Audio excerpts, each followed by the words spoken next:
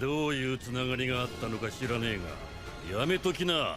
Mais il en reste un autre témoin. Tout va aller dans ce sens. Comment on va le savoir tout ça? Qui peut nous le raconter? Ce serait Bartholomew Kuma. Si Eiichiro Oda s'est retenu de nous raconter son flashback avant de faire toutes ces masterclass de chapitres, c'est tout simplement parce qu'on va la voir maintenant. On vous rappelle que sur Egghead Island, lorsque Bonnie découvrait les bribes de son flashback, nous pouvions voir sur son dos la marque des Tenryubito qui n'était pas celle de Marie-Joise, une autre. Exactement, Lilian. Figarland joue son rôle jusqu'au bout, contrairement à l'hypocrite humaine, l'hypocrite humain plutôt, qui est Garp.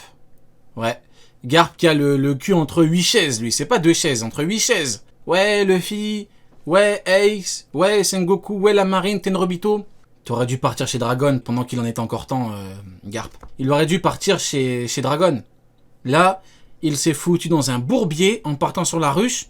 Encore jamais vue, qui pourrait être celle du royaume du coup, parce que nous savons maintenant que c'était un royaume de God Valley. C'est la marque des Figarland. Ça fait 7 mois que je Enfin, Garp a le cul entre Vionko. Pas mal, pas mal. rabache avec ça, mais je pense vraiment que le flashback de Kuma sera le dernier de One Piece, avant peut-être donc du coup celui du siècle oublié, même si on se rappelle que du coup c'est les Mugiwara qui vont dans le passé, mais bref, c'est du Il a calé la théorie en scred, écoute. même si on se rappelle que du coup c'est les Mugiwara qui vont dans le passé, mais bref. Eminem, même si on se rappelle que les Mugiwara vont dans le passé. Il a fait la Eminem. On a entendu, frérot. On a entendu, t'inquiète pas. C'est du point de vue de Kuma qu'on aura l'incident de God Valley. C'est très intéressant narrativement d'avoir le point de vue d'un enfant et de montrer des légendes s'affronter comme ça, parce qu'il en est une victime. Jusque-là, c'est encore une théorie. Et dans le travail scénaristique d'Oda, si le mec vient de God Valley, qui connaît toute l'histoire de God Valley, qui connaît comment God Valley a été détruit, qui connaît Shebeck, les Figarland, etc. Le célèbre Shebeck. Pourquoi il a été le cerveau nettoyé? Parce que par définition, c'est un personnage qui peut pas parler. Mais ses souvenirs vont le faire à sa place. Pour finir avec Garling et sa Gestapo, nous pouvons... Il est habillé en Hugo Boss, je dis ça, je dis rien. C'est grave, hein. C'est une dinguerie d'allumer quelqu'un comme ça gratuitement. Cet homme est honnête. Il ne fait que son travail. On l'a embauché pour faire une mission A. Il fait cette mission A, mais on l'attaque. Gratuitement. La honte, les mecs, la honte. Pour finir... Attaquez-vous aux vraies merdes humaines comme Sengoku. Quand c'est pour Sengoku, personne veut parler, hein. Y a que moi qui viens et qui parle. Y a que moi qui ose dire que Sengoku est une énorme merde qui fait tuer des bébés et des femmes enceintes. Ah, quand c'est pour Sengoku, ah bah non, faut pas parler. Mais quand c'est pour le GOAT Garling Figarland, ah bah là on peut l'attaquer. Avec Garling, nous pouvons noter un détail très important sur sa page de présentation, qui est que le siège de l'armée révolutionnaire est bel et bien en cours. Ils n'ont plus de pain, qu'ils n'ont plus de vivres, ils ont plus que des gâteaux. Révolution dans le monde, et le siège de l'armée révolutionnaire en coupant... Ils ont plus que des gâteaux. Regardez. Révolution dans le monde, et le siège de l'armée révolutionnaire...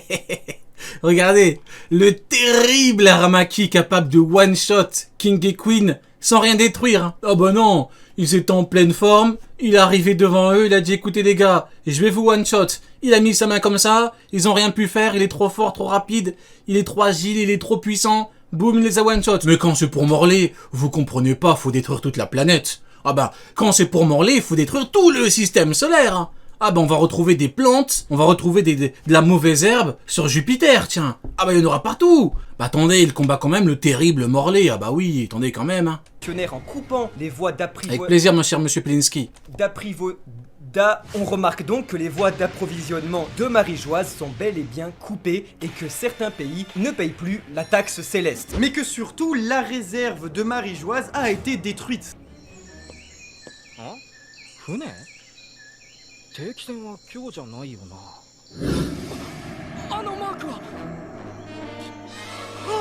Pour finir sur Garling, c'est extrêmement grave.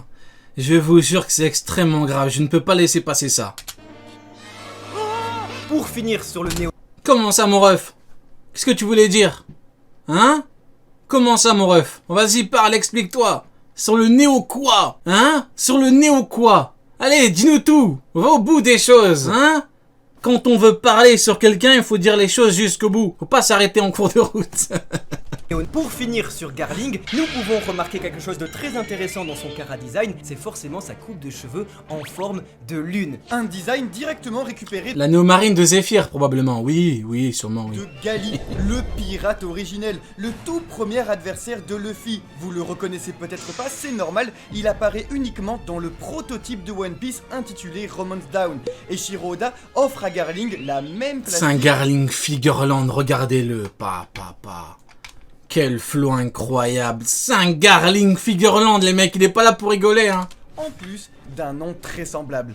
Et alors, lorsqu'on vous mettait l'énorme schéma du système solaire avec les planètes, les anciennes et les nouvelles qui sont le Golosei et les Armantiques, nous disions que Luffy serait ce soleil et la Terre Imu. Mais au final, eh bien la Terre aurait son satellite, la Lune. Et on se rappelle d'Ohara où le professeur Clover nous montrait la Terre qui possédait plusieurs satellites, qui seraient donc les mains armées de Imu, qui seraient les chevaliers divins. Nous aurions Si Oda a prévu ça, Nous aurions toutes les planètes, le soleil, les armantiques, la terre et la lune. Pourquoi ce mec sinon ressemble à un croissant de lune? Faudra et le m'expliquer. trou noir Zera. Voilà, Je suis éclaté. Le mec à droite, je vous jure, je sais pas ce qu'il a pris au petit-déj, mais ouais, c'était puissant. てめえの面見るとあの野郎から受けた傷がうずきやがる Et le petit moment nerd, c'est que, attention, Après, en vrai de vrai, les gars, il fait chaud en ce moment. En vrai, peut-être qu'il y a le soleil qui tape, hein. Peut-être qu'en vrai, peut-être que la chaleur joue un peu. En vrai de vrai, pour ça... Allez, on va lui laisser le bénéfice du doute, hein. Je crois qu'il fait vraiment chaud dans la pièce. vous êtes très nombreux à nous dire que ce serait Garling Figureland qui aurait Ça se trouve que depuis le début, on nous ment, Xebec, Roger, Garp se sont peut-être frottés également au Chevalier Divin. Et Barbe Blanche pour la blessure. T'imagines, Barbe Blanche s'est fait blesser par un Chevalier Divin. Apparemment, Fingerland... Fingerland...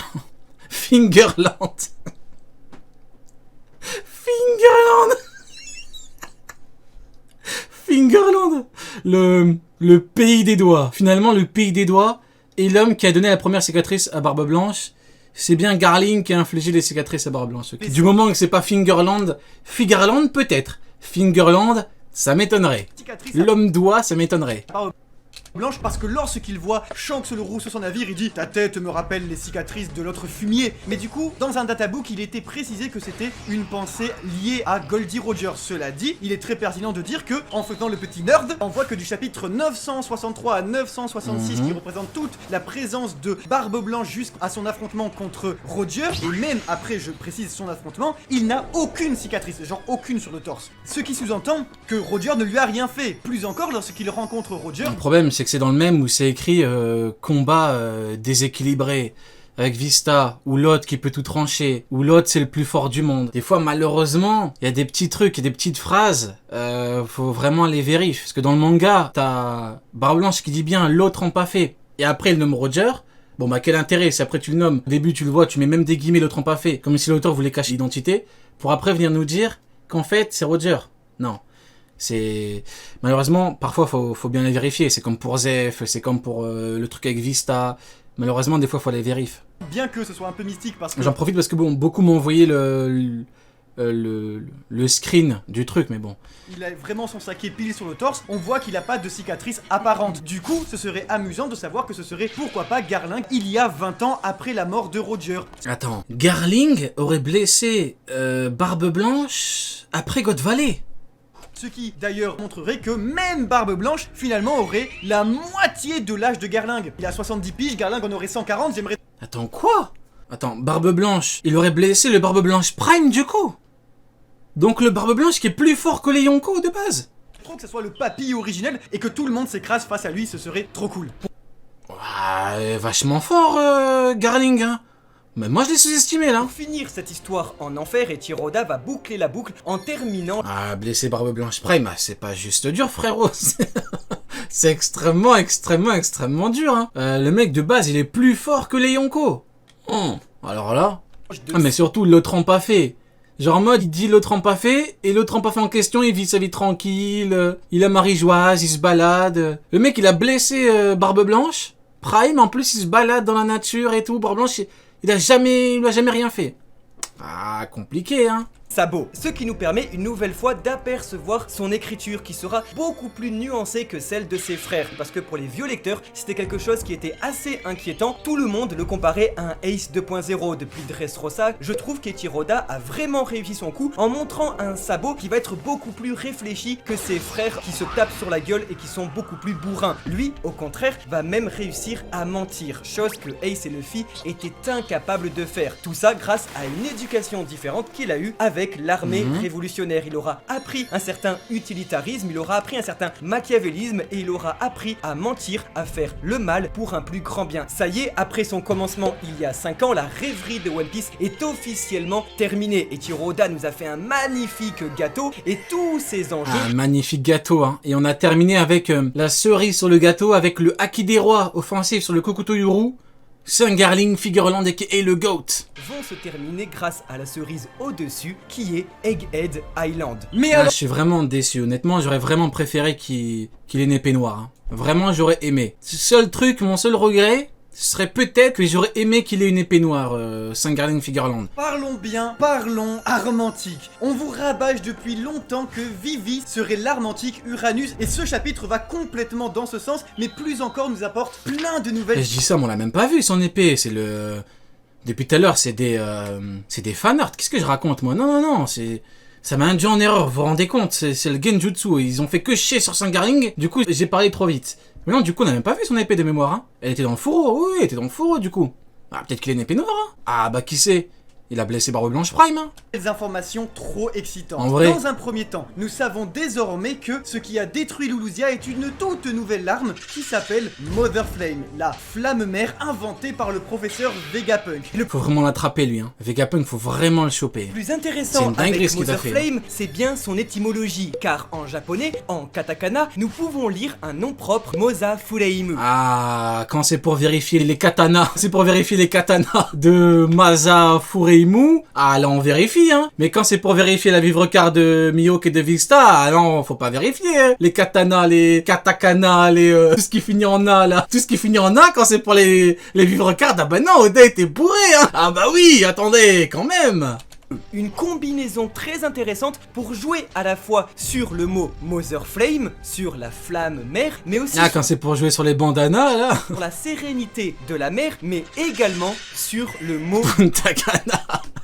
Quand c'est pour parler de Punta Cana, ah là, il y a du monde, hein. Imu, parce que nous avons Moza Fureimu, qui voudrait dire tout simplement un jeu de mots, la colère de la mère Imu. Un jeu de mots puéril de la part de Imu, qui utiliserait une arme de destruction massive comme un joujou. C'est même plutôt ironique. Parce que bon, c'est la colère de Imu, mais au final, ça vient même pas de sa puissance à elle, quoi. Donc au final, c'est Vegapunk, hein. Sony avait raison, hein, la marine et le GM sans Vegapunk, c'est une asso, hein, c'est chaud, hein. Rien que là, tu retires les séraphins, tu retires la technologie tu retires les pacifistas, trucs sur les navires, tu retires Mother Flame Imu là, katana là, tu retires le katana de Punta Cana, ah c'est chaud là, hein. Une arme qu'ils jugent Heureusement qu'il y a Vegapunk, beaucoup hein. trop dangereuse et que Ils ont dit quoi? On va l'éliminer. Eh bah... pourtant les autorités de ce monde vont utiliser pour essayer de dissuader des guerres futures. C'est une métaphore ou même un engagement très poussé et très direct lié à l'arme atomique inventée au siècle dernier et qui aujourd'hui sert avant tout au pays comme arme de dissuasion massive pour empêcher des conflits entre nations. On va pas vous rappeler que Vegapunk est littéralement inspiré plastiquement de Einstein, qui est Foutu le Albert père Einstein. indirectement de l'arme nucléaire, de la bombe nucléaire. Il a fait partie du projet Manhattan, un scientifique qui cherchait une énergie renouvelable, Foutu une immense Albert. énergie qui d'ailleurs nous on vous... Albert Einstein, ce chien nous a tous foutus dans la merde. 2023, faut parler les gars, il nous a tous foutus dans la merde cet enfoiré.